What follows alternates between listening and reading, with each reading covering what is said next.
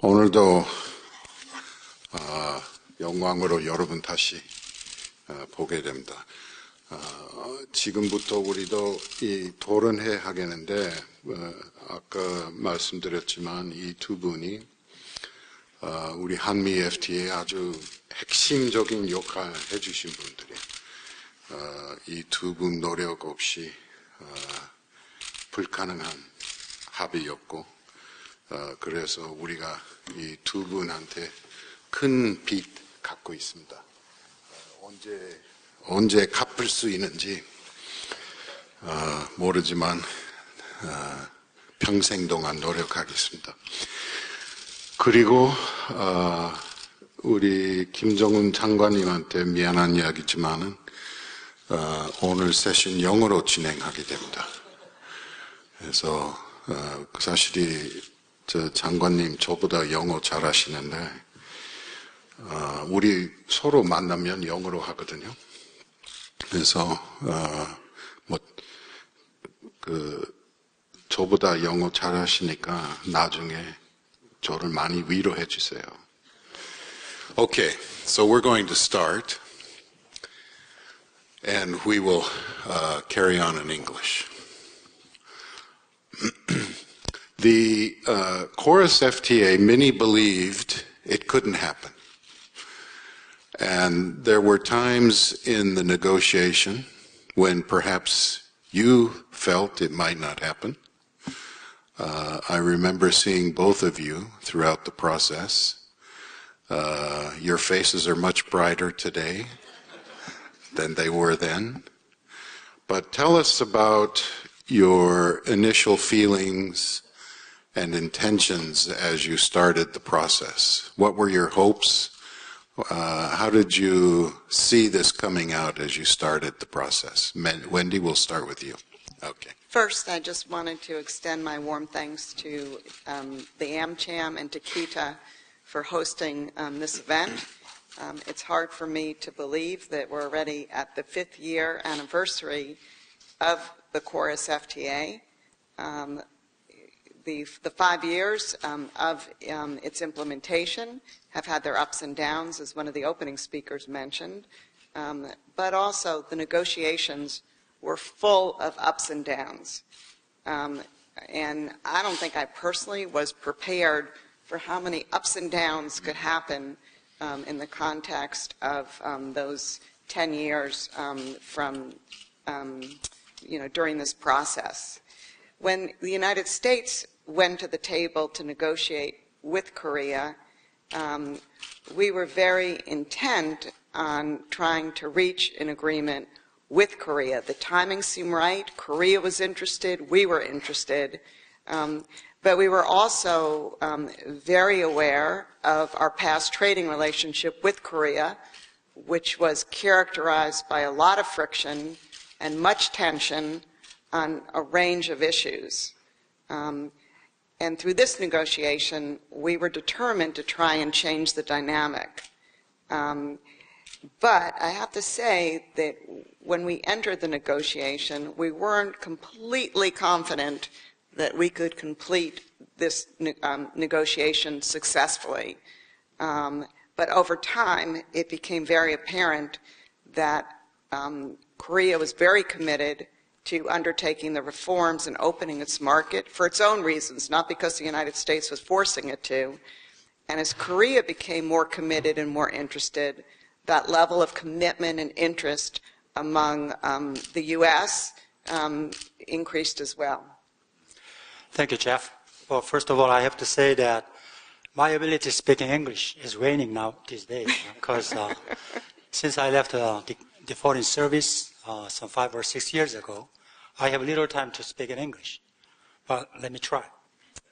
Well, 3 things comes to my mind. Number one is we did believe that United States has been the torch carrier in the work of liberalizing trade and investment of the global village.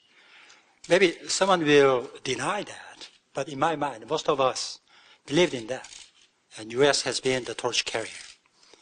Number 2, as Wendy has mentioned, we had a great deal of conflicts. Whenever there's trade issues, the frame was offense and defense, tit for tat, and continuation of argument.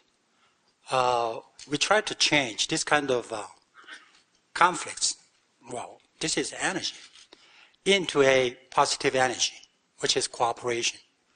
So we need a kind of device, and in my mind, that was a rule that two parties can abide by, and two parties can agree on. And as far as we have such a common rule, then the conflicts can be changed into cooperation within the framework of the rule. Well, that was the second thing. And the third one is Korea, some 10 years ago, I have to say, was in a pinch between Japan and China. China is an emerging country, and Japan far ahead of us. So my government at that time tried to chart a new economic way, which can be distinguished from other Asian countries. And that matched with United States searching for good partnership in Asia. Thank you. I'm going to get a little personal with this question. And when you started this negotiation 10 years ago, it's hard to believe it's been that long, there were interesting media reports about the meetings between the two of you. Many of the newspapers were calling it the Battle of Wendy and Jong-un. The battle ended in victory for both sides. But when you first started out, Wendy, how did you feel about Jong-un?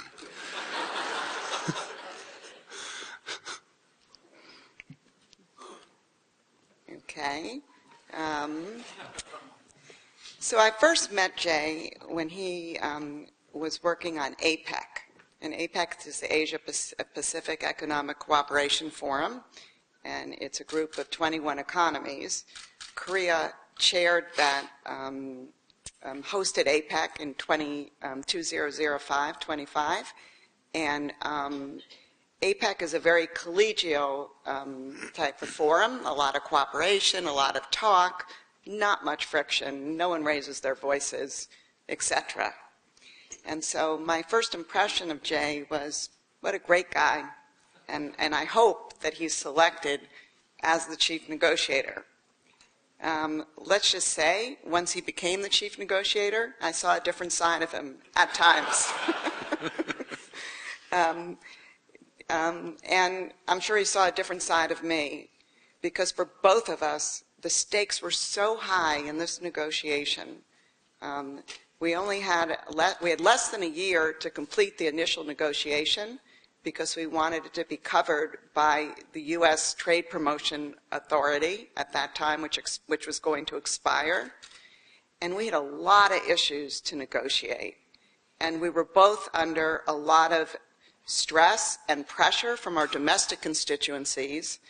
And I'll admit now, I think Jay was under a lot more pressure than I was at that time.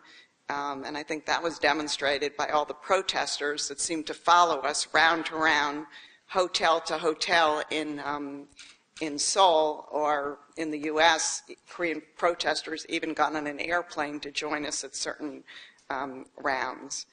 And so we, over time, I'm proud, we were able to really develop, at least from my perspective, he may say something different, but I feel like we developed a real bond and a real trust and mutual respect, and that really helped us work together to conclude an agreement which was not only in the U.S. interest, but was in Korea's interest. But it took us a while to get there. And I think when the stakes are so high in a negotiation, and two negotiators are under so much domestic pressure, it's just natural that voices are raised and things are said, and once in a while you want to take those things back, but you can't. The negotiations broke down at points, and neither of us spoke to each other for a day or so, but we knew at the end of each day we would have to talk to each other, because if we didn't talk, how is this negotiation going to come together? So I'm going to stop there. Jay, I'm going to ask you the same question. Thank you. You are very kind to me today. Well, So- yes. The second question. Yeah. Well, yes. Throughout the meetings and process of 2005 APEC Busan, we were very cooperative. I was then senior officials meetings chair. So, well, APEC is a forum for cooperation. This is not a negotiation forum.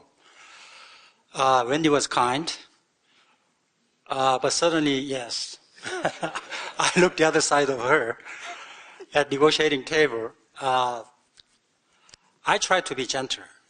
It is true. And she seemed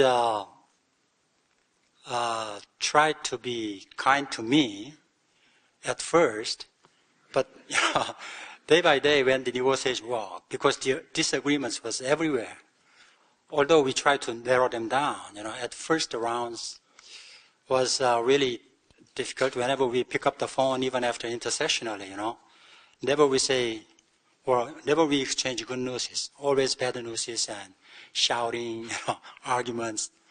But finally, we find, and I found, she is not an easy woman.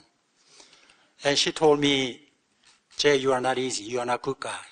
So, so finally we agreed to come to a common conclusion that we are not good, we are not easy, either way. But, one agreement is that we are good partners to work to make something together. That's my assessment on her. And I believe that's the same assessment of her on me. Right? Great, thank you. I would just add that over time, though, I think we really developed a rhythm of working together. And at least the way I remember it, but it's 10 years later, that the sharp words between us decreased. And we just learned how to solve problems together because we had the same objective. And so it sounds like we really didn't like each other. We didn't like working with each other. I really enjoyed working with you by the end. Great, thank you. I appreciate you guys being able to work together because you've helped us all. Wendy, what was to you the biggest challenge? Was it your constituents who were constantly pressuring you? Was it Jay, who was the negotiator? What did you find to be your biggest challenge in order to achieve what you did? All of the above and more. I mean, the one thing about being a trade negotiator is that you get it from all sides. So you get it at home when you're trying to put together proposals to give the other government. For us, we had, a very interactive relationship with our Congress as we put together proposals and developed proposals. We heard a lot from our stakeholders, and they would tell us exactly what they wanted in each sector. In addition, another challenge I had was I was managing a big negotiating team. And it's hard to believe, but I used to come to these rounds in Korea with about 100 people.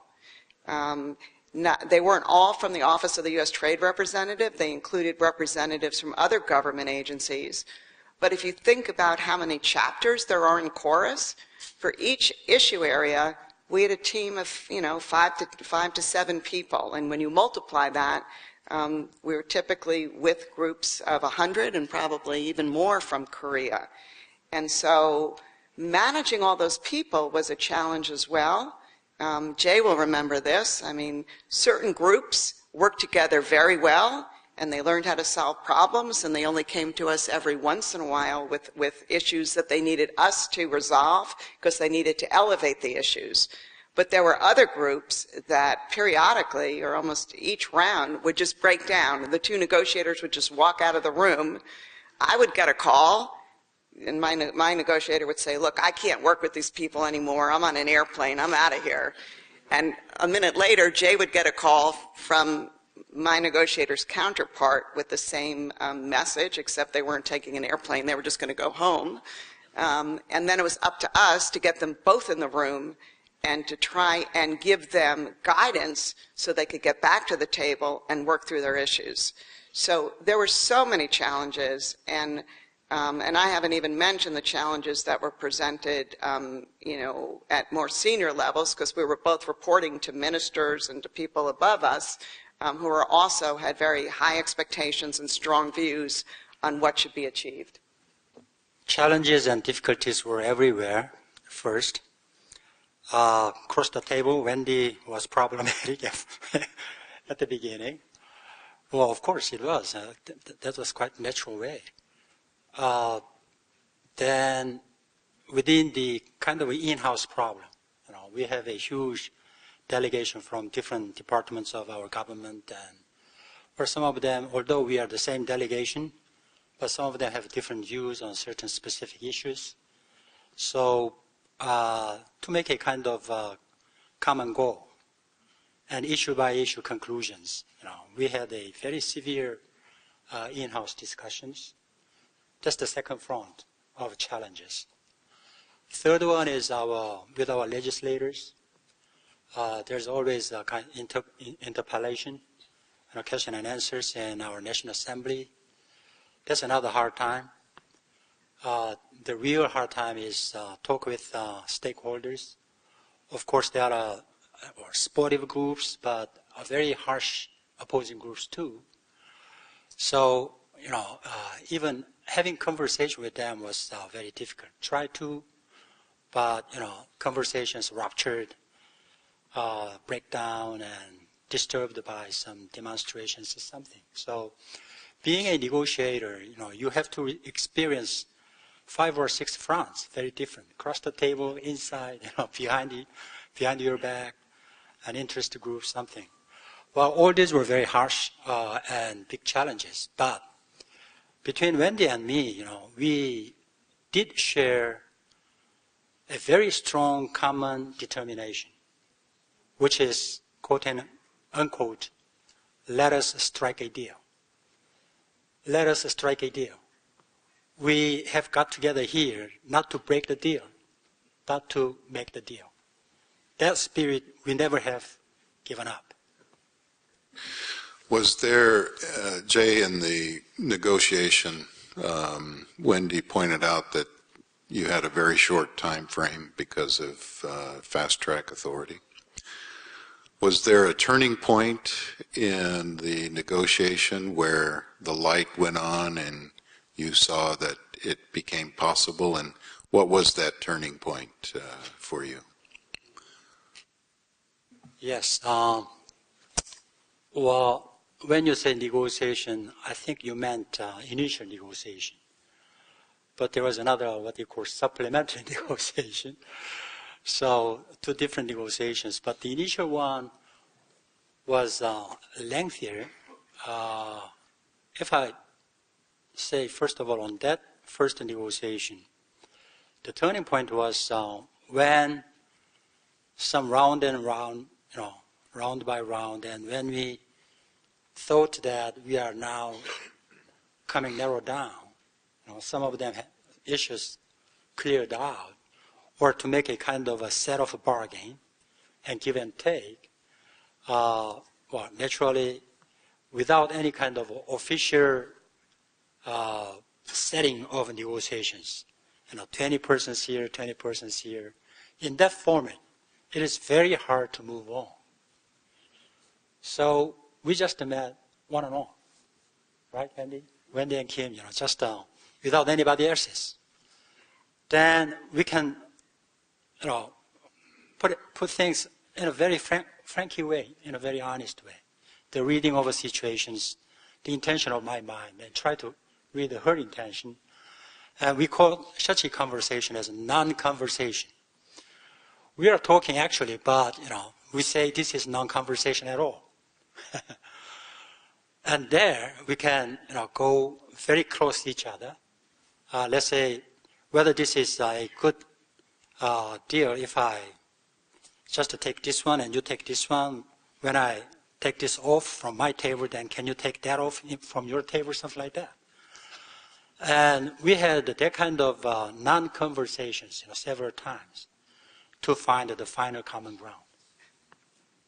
So it was the official meetings that helped you get through.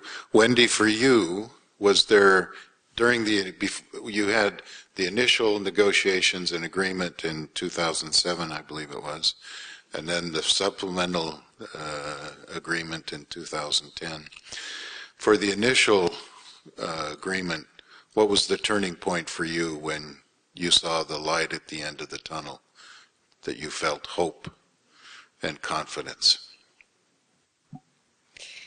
For me, that moment occurred during a round we had in the United States in Montana. And you might ask, why did we go to Montana to have our round? And that was because the chairman of the Senate Finance Committee at that time was Max Baucus, and we thought it'd be a good idea to go to Montana. And I don't know if Jay remembers this, but this was towards the end of the year, the end of 2006. And up until then, Jay, when he got really angry at me, would say, I don't need to be doing this. I can become, I want to become ambassador somewhere. This wasn't what I wanted to do.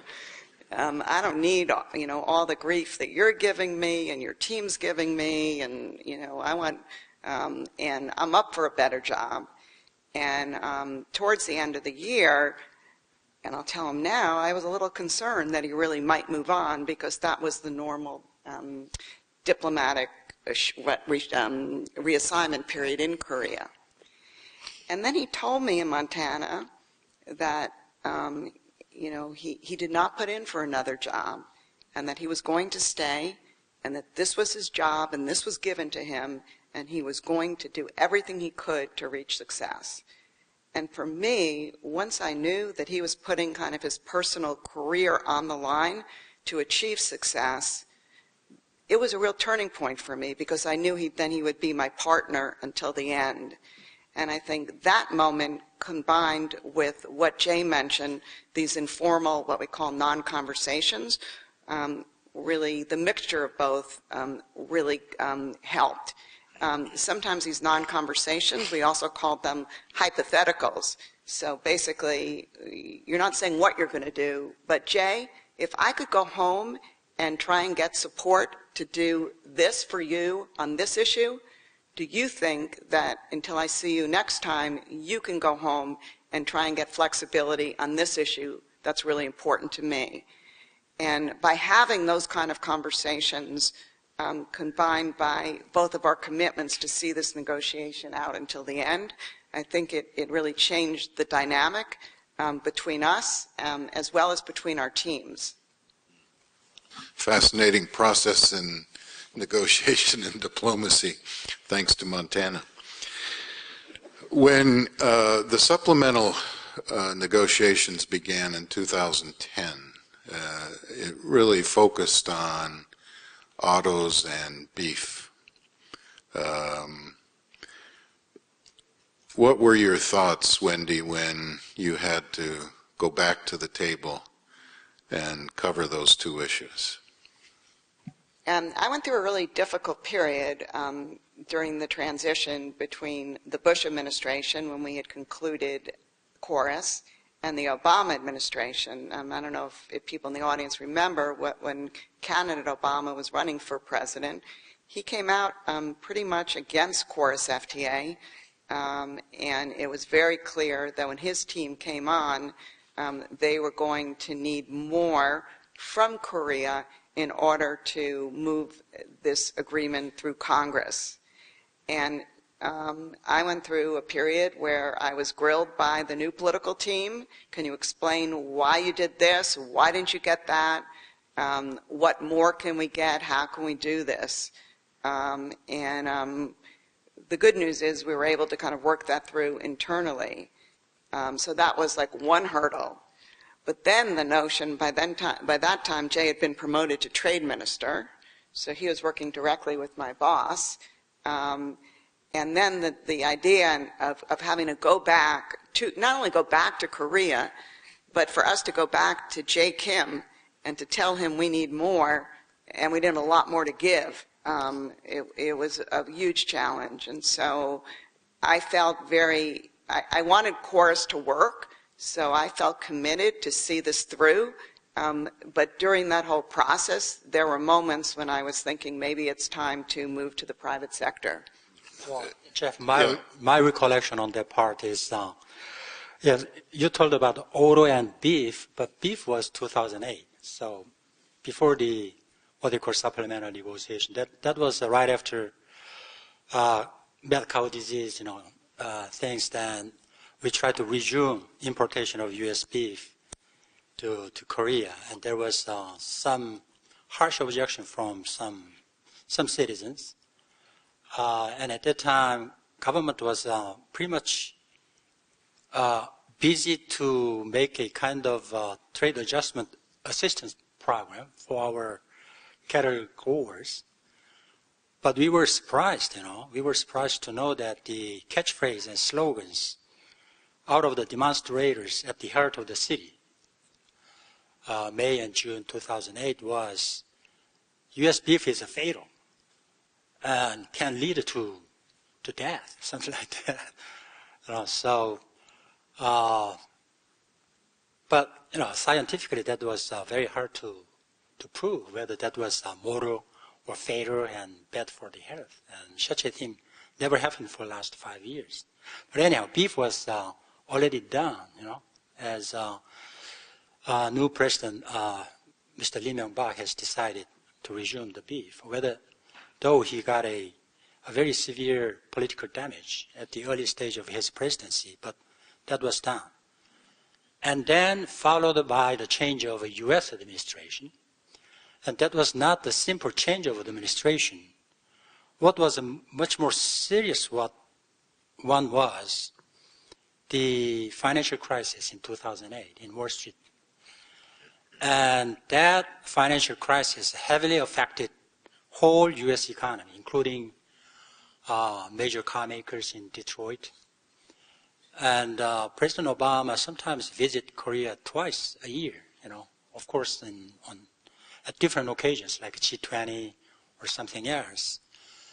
And his point was, now that in the wake of a financial crisis, the situation of the car making industry in U.S., all these things taken into considerations, the initial tariff reduction schedules cannot be accepted. Hard to be acceptable, for him. So, there was some lead time, maybe one more year. I have to say to my stakeholders here at home, here in Korea, that I would not change even one period or one comma because the text is already been closed. And there was two parts: the substance itself and the political charges, to reopen the book. The political charges was much heavier, heavier burden for me personally. But anyhow, we have to decide between the two options: whether let the agreement, which has been already signed, be killed, or let's have a slight changes and touches so that it can, survive the situations. Of course, the second was our option. So we took supplemental negotiations, and as you may recall, there are some issues, but most outstanding one was adjustment on tariff reduction schedule on automobile, number one. That maybe you can regard it in favor of United States.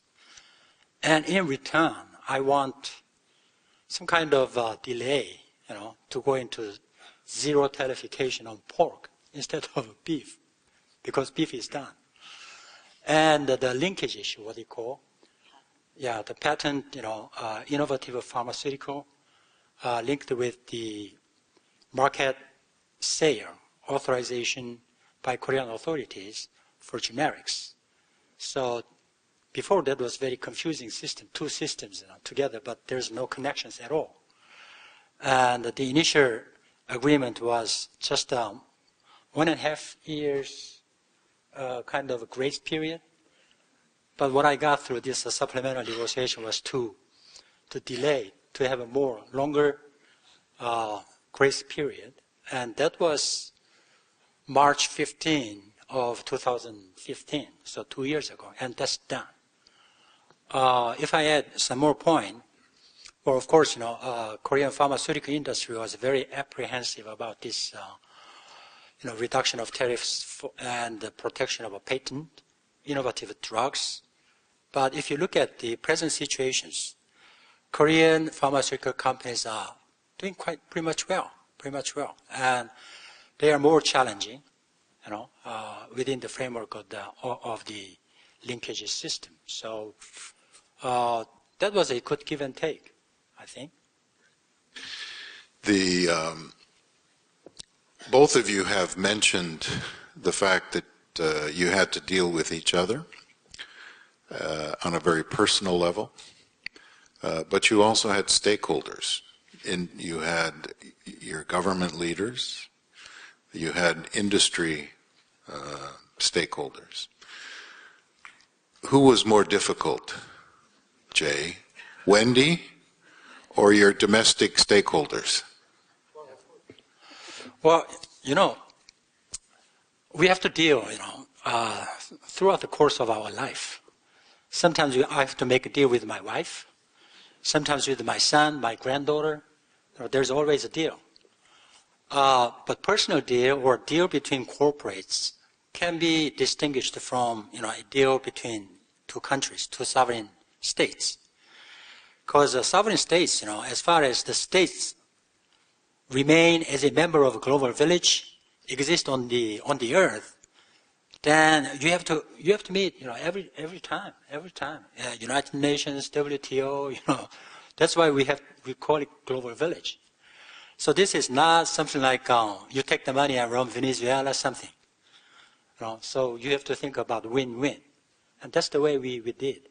So as far as negotiation between two sovereign states, then this is not really kind of loser and winner and negative sums. Of course, the result can turn out to be different, But the first mindset should be, we should be win-win, and we have to share the common ground something. But if it comes to a personal deal or sector-by-sector deal, then the story can be quite different, because the crux of the matter is whether he can make his own interest can be realized or not, something. Of course, we have positive groups like big industries, cars, electronics, steels. They were very supportive, and sometimes they were very understanding the situation that the negotiating team were facing. But the real difficulty was with those stakeholders in the sectors where Korean economy feel really sensitive. Let me say, first of all, agriculture, and then small and medium enterprises. Well, all these companies were, because most of them thought the opening of the market can bring more severe competition, and they can devastate their lives. Maybe logically, if you think this is a negative sum, then there may be a natural conclusion like that. But economy, when there's a cooperation, we can make a positive. And if you look at 5 years back on, what has happened in Korean agriculture, such apprehensive phenomenon has not happened yet. Well, for example, the corn, which was the primary import item, from U.S. to Korea, and the figure was huge, and we use it for fertilizer, and it has diminished even after the EIF, of course, maybe due to bad crops in the United States, and the prices went up. So, many such elements, economic elements, mixed up. Any kind of such, excessive concerns or worries or apprehensions didn't happen yet. How about for you, Wendy? Were the domestic stakeholders for you tougher than Jay? I think it just depended on the day, it depended on the week, depended on the round, and it depended on the stakeholder. And I think Jay mentioned certain stakeholders were more reasonable to deal with. They appreciated what we were doing, and they tried to work with us and help us with the data, so we were able to ask for more and to, be fully prepared. Other stakeholders were angry about this negotiation and were very skeptical that we were going to get anything that was meaningful and really didn't want to help us. They almost wanted us to fail. And so, it was often tense with our stakeholders, and it just depended on the issue and the time. For me, I would say that, probably the most difficult areas of this negotiation included agriculture, textiles, autos, pharmaceuticals, and what we call trade remedies, because that was a big priority for Korea. And so those are 5 issues, and they're all really technical in terms of what we were asking for. And so as a chief negotiator, you couldn't know the details of everything. You'd hope that your team could work through a lot of the issues, and they would just bring to you a small group of issues to work out. But I think what Jay and I found over time, particularly with respect to these 5 areas, that a lot of the negotiation of those issues really fell on us. So we really had to learn them, had to spend a lot of time with our stakeholders as well as with our individual teams so that we could together try and work through a solution. So, in response to your question, I think there were times when I almost felt I had more in common with Jay than I did with some of our stakeholders. But there were times when I found that, I don't say him in particular, but that Korea was just so obstructionist and, really wasn't helping us in terms of trying to find a solution. So it really just depended on the hour, the day, the round, the issue. It was never easy. Never easy. After you reached agreement, and then supplemental agreement again, you had to get ratification. Tell us about the process of ratification, what it meant to you, how you survived it, how did you achieve it, what was the strategy that you followed, and how did you deal with the legislators in each of your respective countries to achieve that? Wendy, we'll start with you.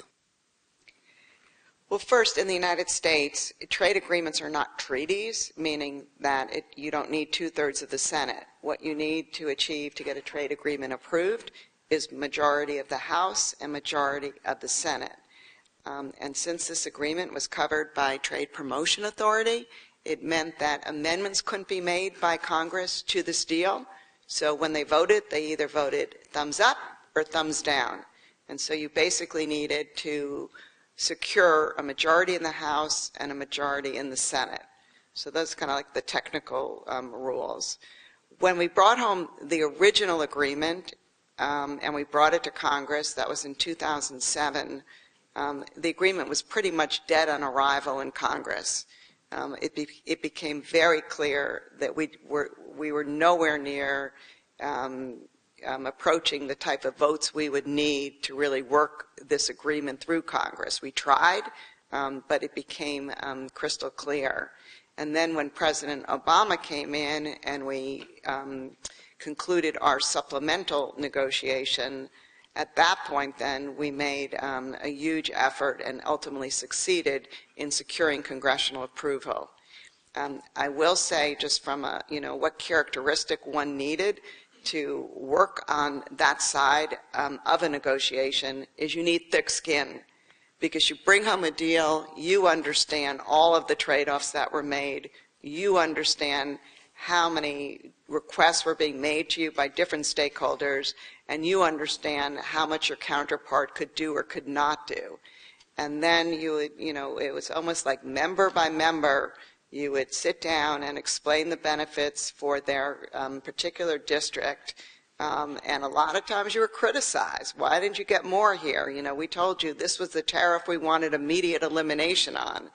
And so it was a lot of criticism, and not many people were very grateful for what you did.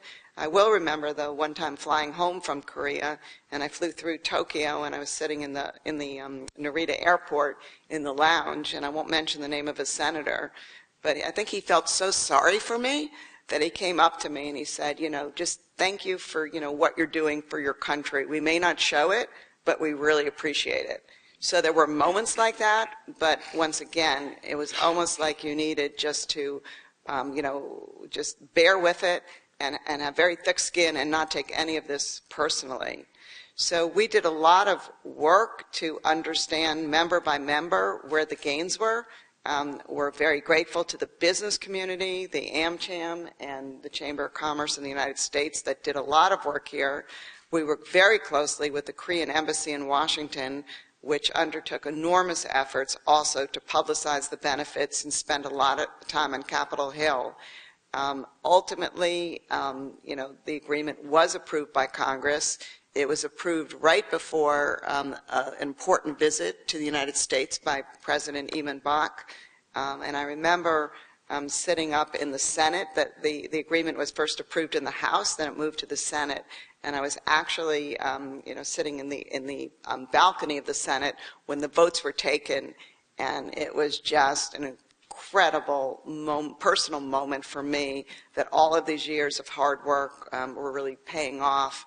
And as a country, that we were finally bringing into force an agreement, with Korea, which I really believed was in our national interest and in Korea's national interest.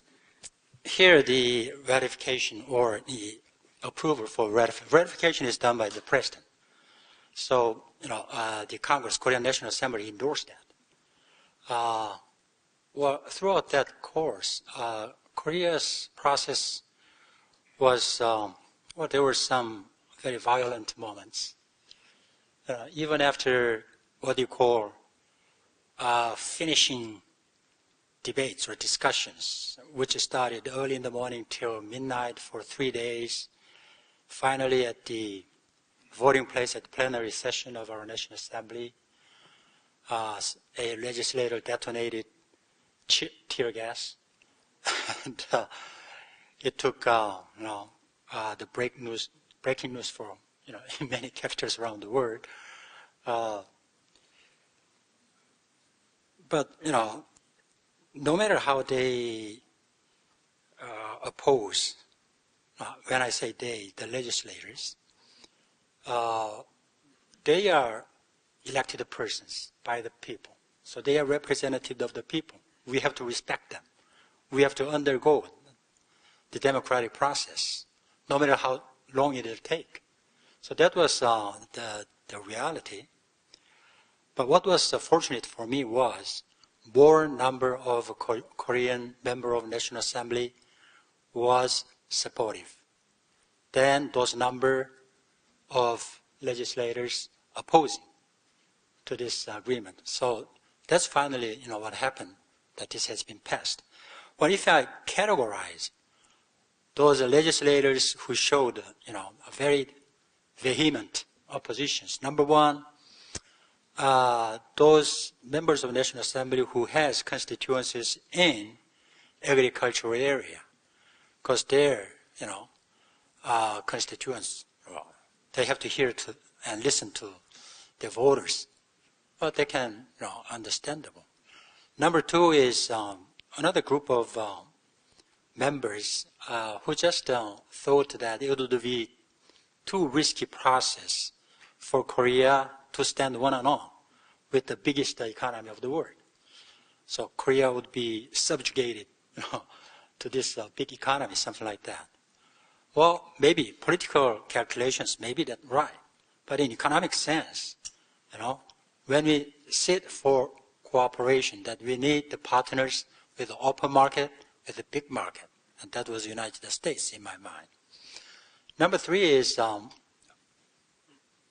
more ideologically oriented, people, and ideological activists. And there's no persuasion for them. They have their own ideology and stick to their ideas.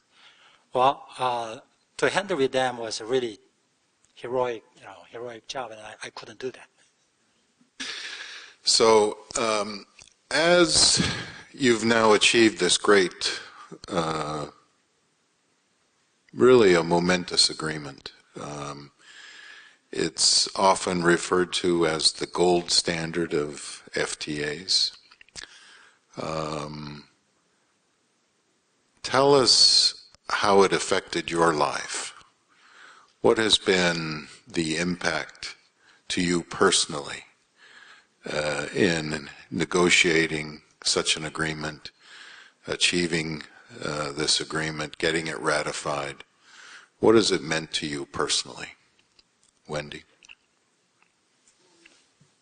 For me, it was a real turning point in my professional and personal life.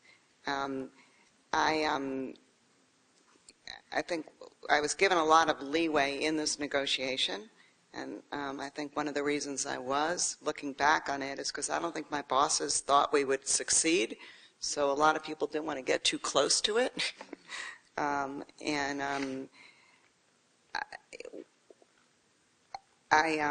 spent a lot of time in Korea, and I really developed a lot of respect and admiration, not only for my counterparts, but for the Korean people. And I really was so impressed with the types of reforms that Korea undertook as a result of this negotiation, because it concluded it was in its own economic and national interest. And so for me personally, it was a huge accomplishment, but I don't think of it in terms of me, Wendy Cutler. I think of it more in terms of what our country achieved and accomplished. And to date, this is the highest standard free trade agreement that the United States has in force. No other country has agreed to do the type of things that Korea agreed to in this deal. The TPP, in many respects, went beyond the chorus rules, but as many of you know, President Trump decided to withdraw from the TPP right after he took office. So this is really, a very important agreement. It's a gold standard agreement. It's not a perfect agreement, but I think it's really withstanding well the test of time. First of all, I was a lucky guy to be a part of this this important work, and I don't know whether I can have another chance, to contribute to the good of or for the interest of my nation another time in my life. But anyhow, I was a lucky guy, to be a part of this job. And throughout the negotiations and after, before and after, I had a good lesson and take many chances, to think about the values of a democracy and market economy, the values of a freedom and equality, whether national interest can go along always with the sectoral interest or individual interest, or vice versa.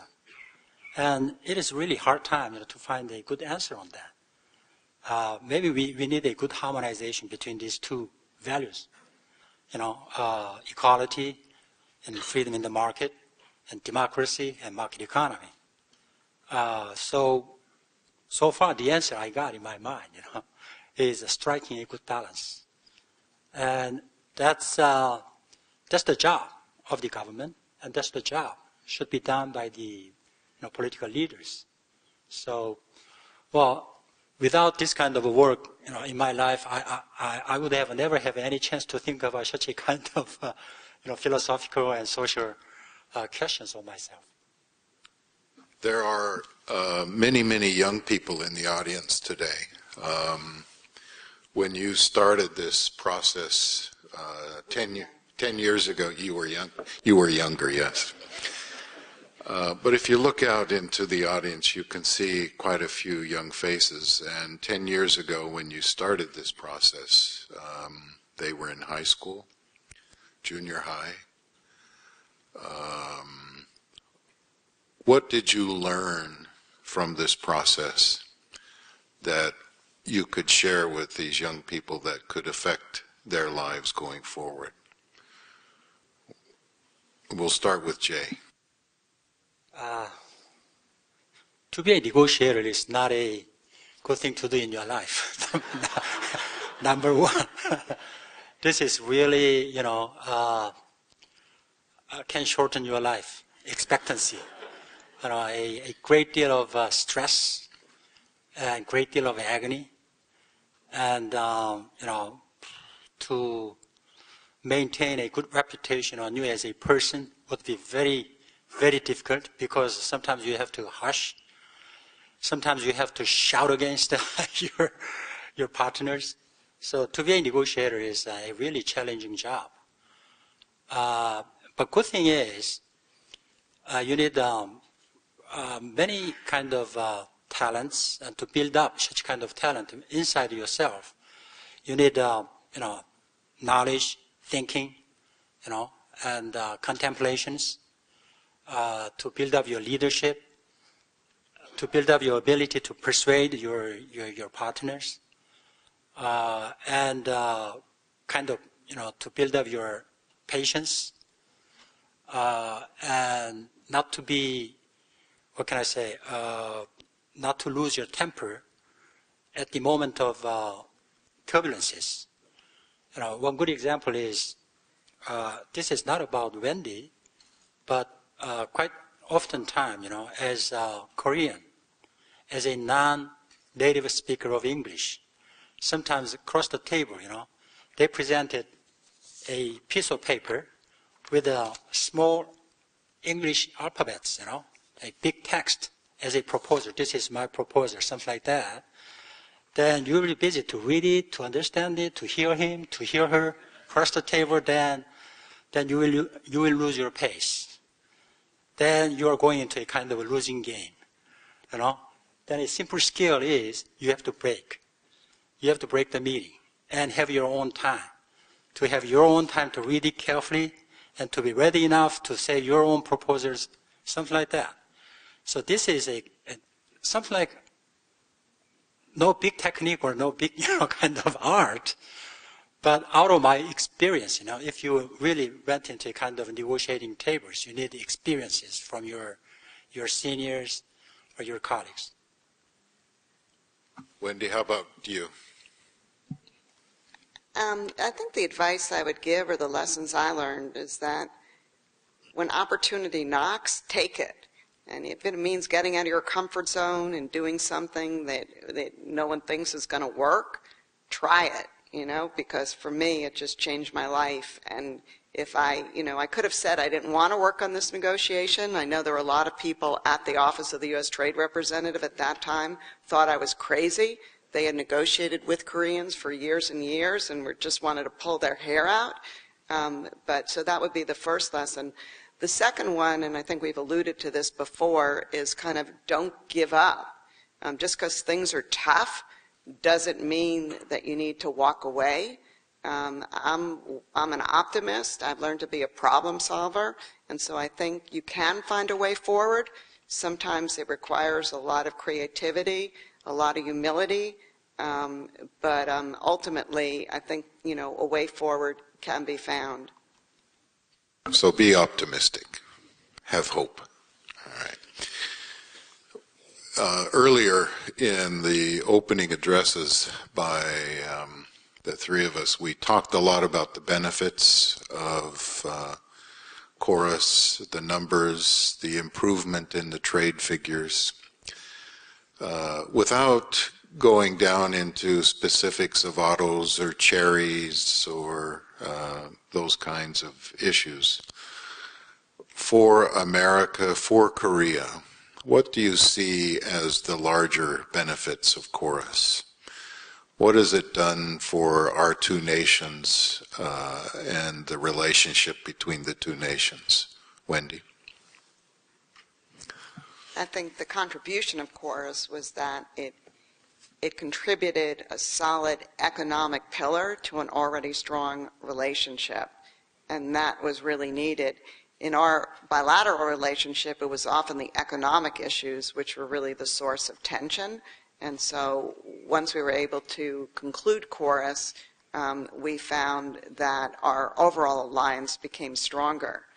And then what we found was that it wasn't just we were partners with respect to KORUS. For me, it meant when I was in an APEC meeting, when I was in a WTO meeting, or my colleagues were, we could turn to our Korean colleagues and quickly find a friend who would support the types of positions most of the time that we were advocating. And this also spilled over to the G20. Particularly when Korea was one of the first chairs of the G20. And so there are a lot of intangibles and spillover effects of an agreement like KORUS. Jay, what has KORUS done for Korea? Yes, many data and figures and numbers have been already presented by, our speakers before this meeting, so I don't like to reiterate such numbers. The good thing I really believe that we have done together is to have a common ground of a rule, to keep. That's really to change the confronting energy into a cooperating energy. That's the reading of the real meaning, my reading of the real meaning of this agreement.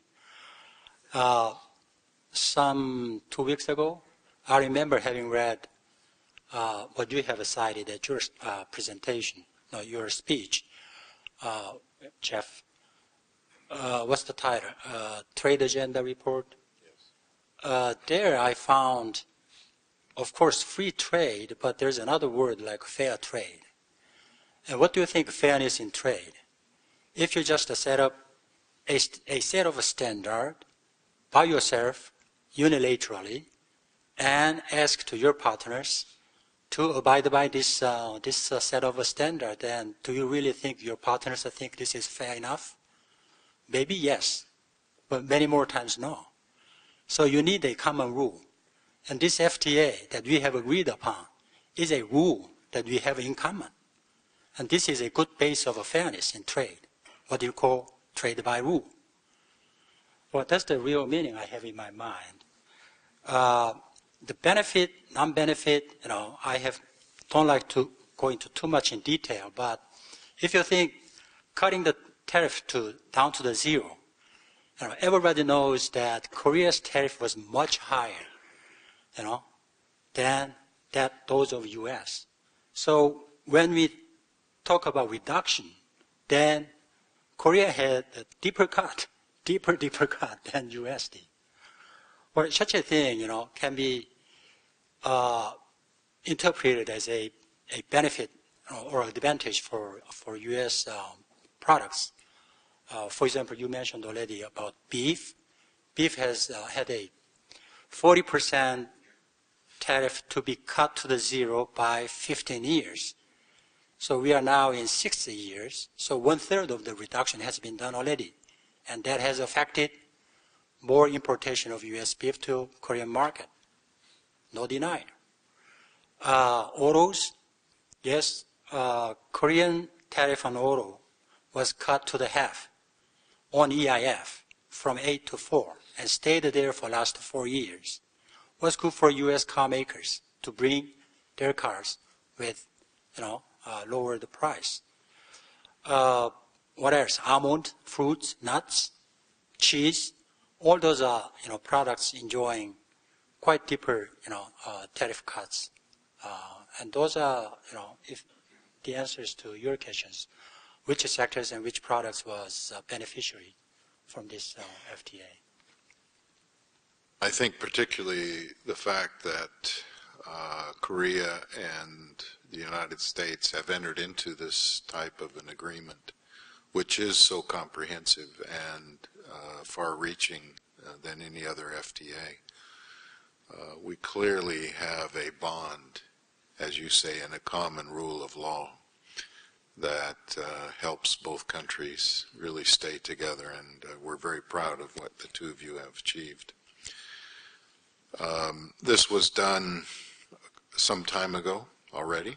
We've had 5 years of implementation. We've obviously seen the benefits, but the world has changed in those 5 years. And Korea has changed. Korea will go through another change here in the next couple of months with a new administration. We have a new President Trump who's made it very clear how he feels about trade. What are your words of advice? Wendy, you're now with Asia Society, which gives you a voice in issues affecting the United States and Asia. What's your advice to the new administration on how you think they should deal with the Chorus FTA, particularly in light of the withdrawal from TPP? What are you advising them? How are you helping them see the world today? Well, my advice to the new administration with respect to these trade agreements at large, or existing trade agreements, is don't reach a conclusion on whether they're successful or not based on whether we have a trade deficit with the country. I don't think trade deficits are an accurate measure of whether an agreement's working or not. Trade deficits are usually due to macroeconomic factors. In the case of Korea and the U.S., I think the growing trade deficit since Chorus came into effect has more to do with the different levels of economic growth than anything related to the trade agreement. So that would be number one. Number two would be, unlike what the administration did on TPP, and that is just withdraw right away, is to take the time and review the agreement, understand what's in it, understand what progress has been made, and understand where there are implementation problems, but do a thorough assessment. Third, I do think that these trade agreements over time need to be updated and need to be modernized. Most of the issues we concluded in Chorus were concluded 10 years ago. The trading world's very different with the advent of digital trade. And while we have an e-commerce chapter, I think the digital issues could really stand updating in our free trade agreement. In many respects, the TPP represented that updating or modernization. Korea was not a partner of TPP, but for example, with respect to NAFTA, where this administration has made clear that they want it to be, their initial renegotiation, TPP is really an updating or a modernization of NAFTA. So I would urge them to really try and understand what Canada and Mexico committed to in TPP before they go to the table and develop, their own negotiating positions and proposals. Thank you. Jay, you'll have the opportunity to advise your new administration. How are you going to be guiding them as they deal with the new American administration? Well, as you know well, we have 2 dozens of chapters in the agreement, in the text, and chapter by chapter we have review mechanism, by committee, by sector. So it is really important for us, to have a good communication between two governments, either on implementing context or, what can I say, complaining, grievances, whatever, from the market. There should be good mechanism of communications. And I do believe, between two governments, such a things is underway. And through that kind of communications, first of all, we have to have a precise and detailed assessment on the achievement or performance of CORUS for last 5 years before we talk about anything in terms of renegotiation or upgrade, whatever the name may be. So we need a fact-finding, first of all, as an assessment. Then, on the basis of such correct and right assessment, we can think about the outlook to the future. What should be improved, and what would be the better way to check it out again, something like that. And as Wendy has mentioned, let us catch up with developing digital economy or mobile economy. Then that may be a good area where two governments can set up as a new agenda of cooperation. Well, having said that, Jeff, if you don't mind, before you move to another questions, because I myself, sit assiduously at home on my desk with my computers, and I made a certain job, because many other data and figures has already presented by Kita and government.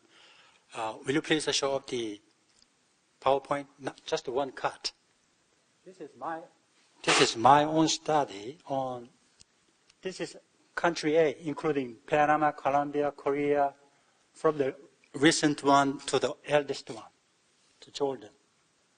And this is U.S. share in country A's market. And this is country A's share in U.S. market. Well, there's two kind of arrows, in blue and red. Blue means the share went up. Red means it went down. So if you try to find two blue arrows in both sides, you have only, let me see, Korea, what else? Bahrain, Chile. Only 3 of them. So all the others, either the other side is went up and the other side is went down, something. And if you look at 3 of them, look at the number. Here, 1.6, but this year it has increased again to 2%. And this is 0.62. Well, the number is below 1, 0 point, but US market is big. So even 0.6 is a big figure. But compared with others, 0.07, 0.02 something. That's already, very, very minimal or negligible. So that's why I say CORUS FTA is really a win-win with a meaningful increase, mutual increase in both markets. Thank you. Thank you. You've convinced me. So we are out of time, but before I let you go, I have to ask one final question. And it is, do you have any regrets for undertaking probably one of the most difficult assignments that anybody as a professional could be given? And how do you feel today, 5 years later, about what you've done?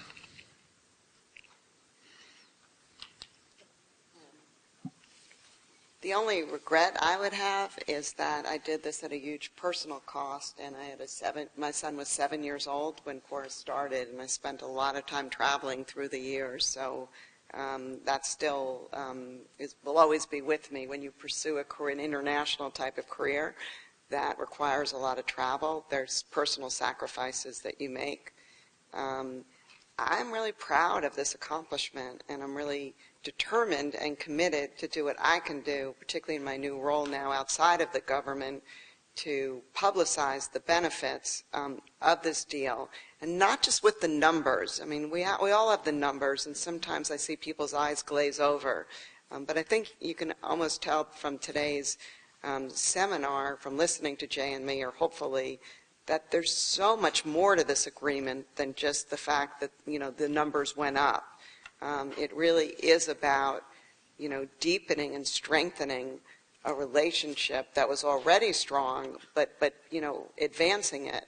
and particularly, given, where we are in the global economy and where the overall world stands today, it's important to have good friends in the world. And I think this agreement really just brought our partnership to an entirely new level.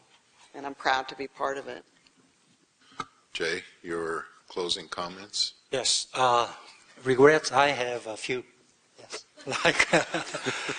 Like the song My Way. But we did our way. And well, we are quite proud that, the performance so far is not really bad. If I say really in terms of regret, then I really try to say to Wendy that sometimes I was excessively petulant, I may say, excessively, just to show you my frustration, something. If I look back on it, that was not really Hollywood action, but, if the same thing happens again, in the same process, then I can reach to the same conclusion in more gentle way, with a more reasonable, rational manner. And later time, I expressed my thankfulness to my colleagues, within the same delegation. They were always a hardworking people, but I never say thanks. Push them all the time. But now I would like to say to them all, I thank them. Great. Well, we have sincerely enjoyed the time with the two of you. I think one thing that I come away with from today's session is that this is a very personal matter. The two of you have done a great service to each of your countries. We're proud of what you did. We're grateful for what you did. You have made it possible for us to do business in a more productive way, in a less stressful way. And I was talking with our colleagues from the U.S. Embassy earlier. I credit the FTA for decreasing my income.